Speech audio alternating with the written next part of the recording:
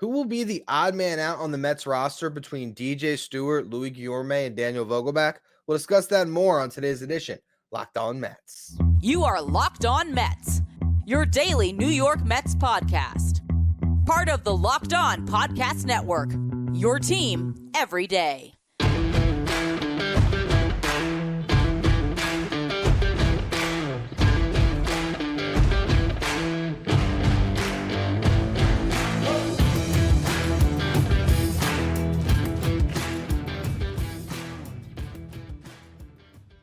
Hello to all you amazing Mets fans. You're watching Locked On Mets, part of the Locked On Podcast Network, your team every day. I'm your host, Ryan Finkelstein. Want to find out my work? Follow me on X at Finkelstein Ryan. You can also find some of my writing at justbaseball.com, where I work as the managing editor. Now, I did a full episode breaking down the non-tender candidates a couple weeks ago, and I went through the whole laundry list, right? I went through the 16 arbitration-eligible players. I went through some pre-arbitration players who could get cut, like Jonathan Arbouz was one of the names I mentioned. He got outrighted after I did that show with 5 other, Mets. Danny Mendick was arbitration eligible, as was Rafael Ortega. Both of those guys non-tendered or outrighted, as was Michael Perez, and then 2 arms that were up and down on the taxi squad this year.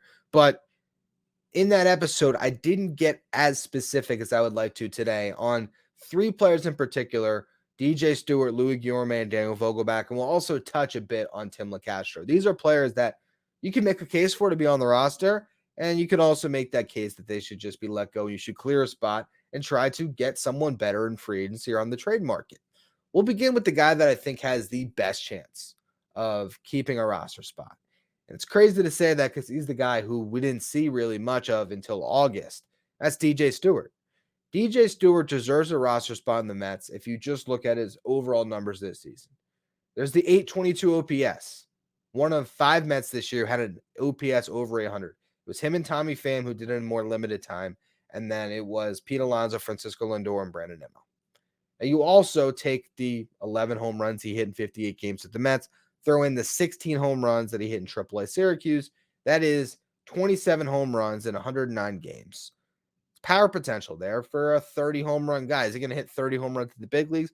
Probably not, but 20 home runs from a left-handed power bat who can play some left field, can play some right field, or can DH for you, not bad. Now here's the concerns. Struck out over 30% of the time, and it was really a tale of 2 months for DJ Stewart. August, he was Babe Ruth. Hit over 300, got on base at nearly a 380 clip, slugged over 700, had 8 home runs in 23 games. He was 1.106 on the OPS, and his weighted runs created plus was 195. Now, weighted runs created plus is WRC plus. That measures hitters on a league average of 100. At 195, he was 95% better than your league average hitter in the month of August. Then in September, it plummeted to 81 was his WRC plus, 19% worse than your league average hitter. His batting average dropped 100 points to 203. His on base dropped 80 points to 298. His slug dropped, pretty much was cut more than half. It was down to 338. He hit 2 home runs in 26 games. And the OPS dropped nearly 500 points. I mean, brutal, all the way down to 635. Just was not the same hitter. That's concerning. And I could see a David Stearns front office seeing that month of September and just being like, all right, we're fine on DJ Stewart. We don't need him. Kind of a journeyman at this point. Let him go somewhere else. Here's one thing I would say in defense of him.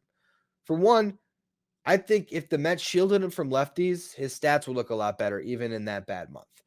He hit 154 against left-handed pitching, 595 OPS. Against righties, he hit 919, 273 average. 919 OPS, 273 batting average. Point being, he was really good against right-handed pitching. And you could certainly shield him from lefties and get some better numbers out of him. Also, compare him to the market. $1.5 million was projected to make, according to MLB trade rumors, through arbitration. Michael Conforto is a former Met that I love and was ready to do a full episode, again, being like, bring Conforto back, which I've done ever since he hit free agency, for the first time last year. Well, I guess 2 years ago, and then he got hurt, and then I did it again last year. I was actually texting with one of our Locked On Mets insiders, which, by the way, if you haven't joined yet, you can find a link in the episode description or go to subtext.com/lockedonmets. It's a texting service where you can get text message updates from me. You can also text me one-on-one. And so we were having a conversation about Conforto, and through that conversation with the Locked On Mets Insider, I really realized I just have a soft spot in my heart for him, but he's not a good fit for this Mets team. He hit 15 home runs this year and considerably more playing time than DJ Stewart. And he had a 718 OPS. He's up and down just like Stewart is. If Stewart had a larger sample size, he probably wouldn't have had an OPS over 800. It might have been 730, 740. But at $1.5 million, a 740 OPS and 15 to 20 home runs, like that's value. That'd be a value player on a active roster for the Mets next year. A guy that plays when you need him to. When Starling Marte is a little banged up, throw him out there. When Brandon Nimmo goes down and you put someone else out in center field, let's just say it's the Jeff McNeil center field experience. Hey, you have another option you could throw in the outfield. He brings some function to the roster at a cheap price tag.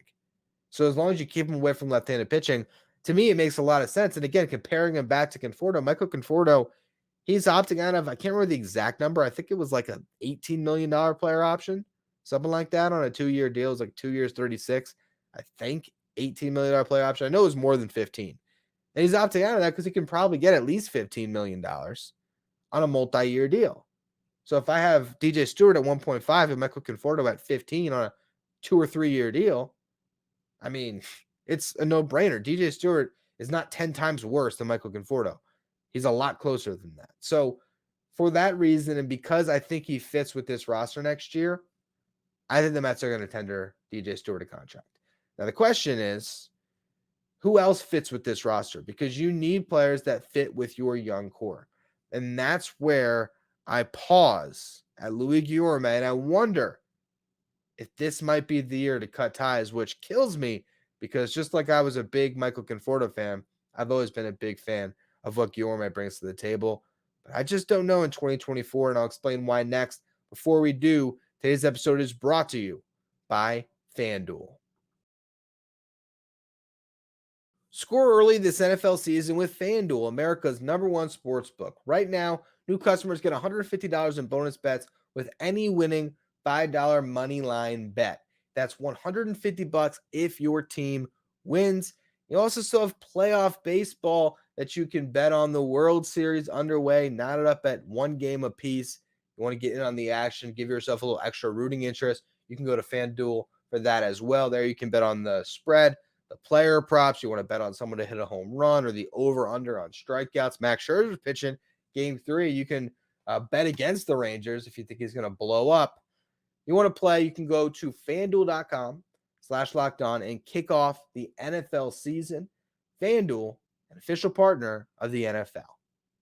Anyone who has been listening to Locked On Mets for a long time knows how much this segment is about to hurt me. Deep into my soul. Okay. Because I don't know if there's been anyone speaking into a microphone over the last couple of years who has been a bigger advocate of Louis Guillorme than me. I love Guillorme's game. I am a sucker for good defense, and he is so much fun to watch, particularly at second base, but really wherever you put him. Second, third, short, he is a really solid defender, and we saw just a peak Guillorme season in 2022. We saw the function he could serve on a winning roster, where he is the exact guy that you want, where you plug him into the lineup, he's going to get on base at a good clip, and he's going to play great defense for you, and that helps you win games. Problem, though, he's coming off the worst year of his career. He only hit 224, got on base at a 288 clip, 327 was his slugging percentage, had a 615 OPS in only 54 games, would have had the opportunity to play significantly more, but he dealt with a ton of injuries, which was just really unfortunate for him. And I think that's part of why his offensive numbers were so bad, between just the general lack of playing time he's going to get on the Mets anyway, with all the other mouths they had to feed when it comes to playing time. But then you compare or add that in with the inconsistency due to being on and off the IL. It was just a rough year. Still, you look at what he's been for his career now. We have a pretty good representative sample of what Guillorme has been. A 261 career hitter. He's gotten on base at a 344 clip. .333 slug. You know he's not going to drive the ball for extra bases. He's a .677 OPS guy. That's not great. Do I think that Guillorme, given playing time, could be better than that, could get his OPS into the 700s, could maybe hit for a higher average, can get on base at a good clip? Yes, I still believe in him as a player overall. But I am believing less and less in his ability to contribute to the New York Mets moving forward. I don't know if he fits anymore. And honestly, I think that might be the best thing for him. You know, watch Guillorme go to an Oakland where they just need someone to eat innings all year. And all of a sudden, you're going to see Guillorme, hit for the highest average of his career because he's going to get to just be out there playing all the time. He's going to be making web gems. You'll see him every once in a while across your feed on X or wherever you get your social media. You'll see him making those diving plays. You'll see the on base up, and he could have a really nice year somewhere else. I see him, taking that Dominic Smith Nationals job that he got last year. I see Guillorme doing the same thing and actually performing even better. But on the Mets, it's an odd fit, okay?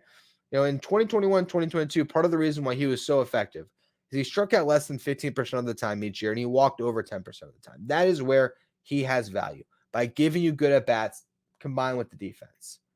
But that went away last year, and even if it came back, I don't know how much he fits a team that needs to, keep infield reps for Beatty, for Mauricio, Mark Vientos to a certain extent, and they sort of have a ready-made replacement coming up through the pipeline in Jeremiah Jackson, who needs to be protected from the Rule 5 draft. So this can be as simple as you non-tender Guillorme and you add Jackson to the 40-man roster.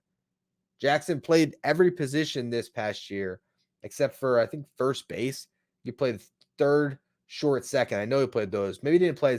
He played center with the Angels, actually. I did see that. And then left and right. I mean, he's a guy that actually gives you more positional versatility than Guillorme because he has played out in the outfield. Guillorme doesn't do that. So even that's more of a value. And he has pop. Okay, so he might not get on base at the same clip. He probably won't give you as good professional at-bats. Guillorme has been in the big leagues for a while. If Jeremiah Jackson ends up on the team at some point this year, there's going to be serious growing pains. But long-term on the 40-man roster, Jeremiah Jackson makes more sense for the New York Mets because of that versatility and because of the control, the age, everything else. It's probably time to move on. The other part of it for me is Ronnie Mauricio. That's actually even the bigger thing that I look at here that factors in. Imagine this is the roster for the New York Mets. Francisco Alvarez, Omar Narvaez, that's your backstop. Alonso, McNeil, Lindor, Beatty, that's probably your starting infield, but Mauricio could certainly start at third or second if either Beatty's not starting or if McNeil's in the outfield. You have Marte, Stewart, Nimmo, Vientos. That's, again, if they do tender DJ Stewart a contract. Right there, that's 11 players already on your roster. Do you want to use one of the other two spots on Guillorme when this is a team that I still think is going to go into free agency? I don't think that makes the most sense, especially because Ronnie Mauricio now, he is maybe that super utility guy. He can back up short, third, second, get some time at DH. Is he going to play as good defensively as Guillorme? No, but we saw the type of offensive player he can be with the speed, the ability to grab bases, which could also be effective coming off the bench. And, the chance that he runs into one. When you also combine the fact that you have Luis Angel Acuna, who's already on the 40, who could also fill a lot of different positions. And even Jet Williams, to a certain extent, who's not going to be on the 40, but he's 19 in Double-A this year, and he said he wants to make the big leagues next year. I wouldn't count a guy like that out. To me, if you're looking at this roster and you're including Stewart in the mix, it would be best served for those other two spots to really be free for Stearns to go out and add some impact bats, whether that's an outfielder, a DH, maybe someone who can play a little bit of third base, while Guillorme can get on base and is a solid player that I do think is ultimately a winning big leaguer. I think on the right team, he can really serve a role. I just don't think that the 2024 Mets are the right team for him. I think it's a team that's going to need to clear the decks for their youth to shine through. And he does not fit that youth movement by any stretch anymore.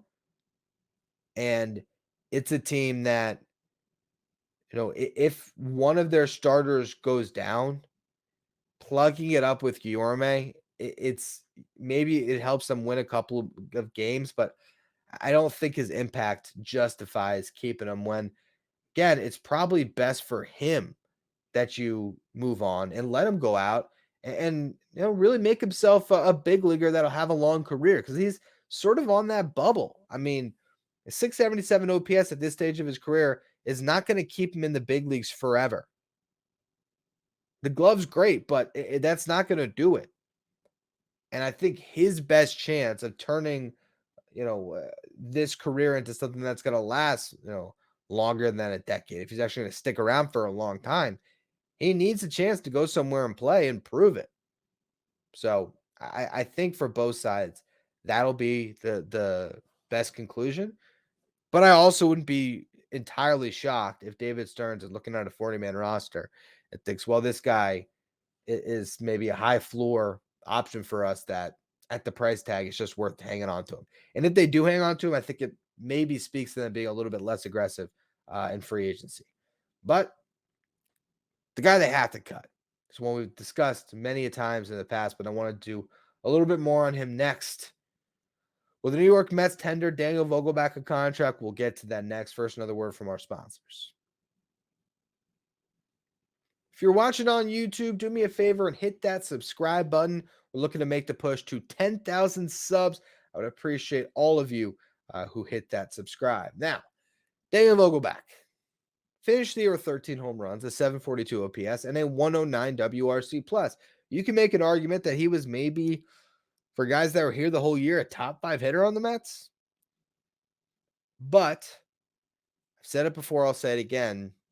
Can't run, can't hit left-handed pitching, can't field. What are we doing here? What are we doing? 13 home runs, great. DJ Stewart had 11 in less playing time. I think when you just look at those two players, it would be foolish for the Mets to non-tender Stewart and tender Vogelbach, and yet I would not be surprised if that happens. Just because Vogelbach is the more established big leaguer, and he does bring some value with how much he walks. But I can't imagine it. I mean, David Stearns non-tendered him once. Why wouldn't he non-tender him again 3 years later? Or maybe it's 2 years later, but regardless, it just, to me, Daniel Vogelbach clogs up too many things. And the last thing I want to see is another situation where Daniel Vogelbach is getting playing time over Mark Vientos. DH should either have a great bat that was added this season, whether that's trading for Juan Soto and he's either DHing or playing left field, and that pushes somebody else to DH. I don't know. But the DH is either somebody that you trade for or someone you sign, like a JD Martinez, or there's a long list of different guys. I actually spoke about it on last show on Friday, going through the different options in my offseason outlook.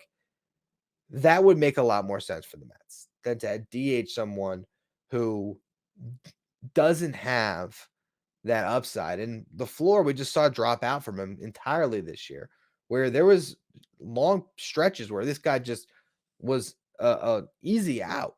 I mean, just awful. So yeah, that to me is pretty obvious to clear him out. And then the last one that I wanted to touch on a bit was Tim LaCastro, and he offers speed and defense. That is true. Could be valuable, but you could probably find someone similar on a minor league deal. And with David Stearns, they need to reshape this roster, clear the deck on the Castro, Vogelbach, and Guillorme. That opens up 3 roster spots for you.